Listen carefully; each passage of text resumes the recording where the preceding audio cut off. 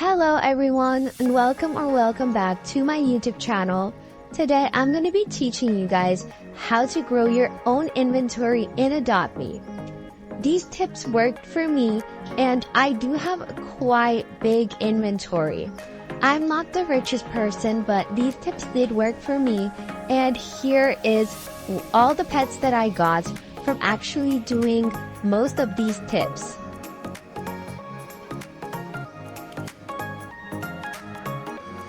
I have only been playing Adopt.Me for around 1.5 years, so I do think my inventory is quite impressive for only playing for a year. So if you want to see all of the tips in today's video and to not miss any, make sure to watch until the very end. And if you haven't already, then make sure to like and subscribe to my channel to always be first to new videos. So now let's start with the first tip. So my first tip is to grind a lot in Adopt.Me and buy eggs. Well, not only eggs. I will give you the rest of the tips later if you guys don't understand, but if you don't understand what I mean by not only buy eggs, but when you grind, you of course get some money in Adopt.Me, and with that money, you can buy some cracked eggs and trade them for better pets. And if you don't know what I mean by trade them, because you're not getting values or something, you can just be like trading cracked egg for any uncommon pet, and then maybe someone is going to be giving you an uncommon pet for your cracked egg. But what I also recommend doing is hatching your cracked egg, because you might get a rare pet like a parakeet or a zebra, and then you can just trade that pet for any ultra rare pet. This is just an example, because sometimes when you get your starter egg, you can just hatch it and then get a dog or a cat, and then those pets you could trade them for any uncommon pets. So this tip is more of buying some eggs and trading them for upgrades. My second tip is kind of like the first one, but a bit different. My second tip is to buy Gumball machine eggs. If you buy Gumball machine eggs, like if you think it's the same tip as the first one, it really isn't. The first tip was to buy cracked eggs and to trade them for upgrades. But the second tip is to buy Gumball machine eggs, and instead of hatching them, buy multiple Gumball machine eggs. And since those eggs are gonna leave the game very soon, because they are not gonna stay in game for like cracked eggs like forever, they're gonna be leaving the game soon, so they're just temporarily there. So I would recommend buying a lot of cracked like Gumball machine eggs and trading them for legendary pets. If you think that no one is gonna do the trade, you are wrong. I actually did trade like 5 of the Gumball machine eggs for a snow owl and another 5 for a robo dog.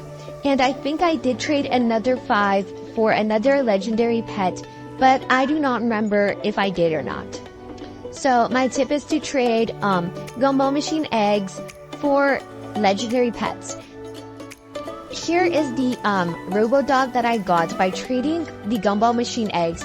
I know it's not a really good legendary pet, but you can always trade it for an upgrade.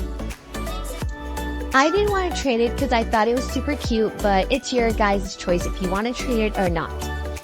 So yeah, my second tip is to buy Gumball machine eggs and trade them for better pets. But my also second tip is to wait for the eggs to leave the game and then trade them for even better legendary pets. Because after, since they're not going to be in game anymore, people would overpay even more for the eggs than before. My next tip is to make neon pets in Adopt.Me. It doesn't matter what type of neon pet it is. Even if it's just a cat or a dog, it doesn't matter, because you can trade those neon pets for mega pets. Now, if you only have a neon pet, like a neon cat, you can obviously not trade that for a mega pet.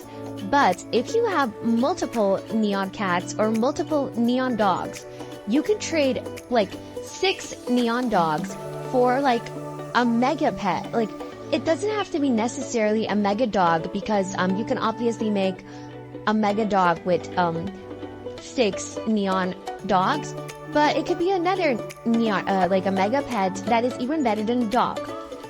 Now, you don't have to make neon legendaries to trade them for megas. Even just the neon common is fine, because trust me, making neon legendaries takes forever to make. I'm not even kidding you.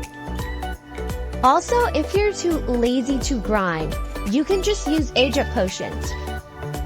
So this is my next tip.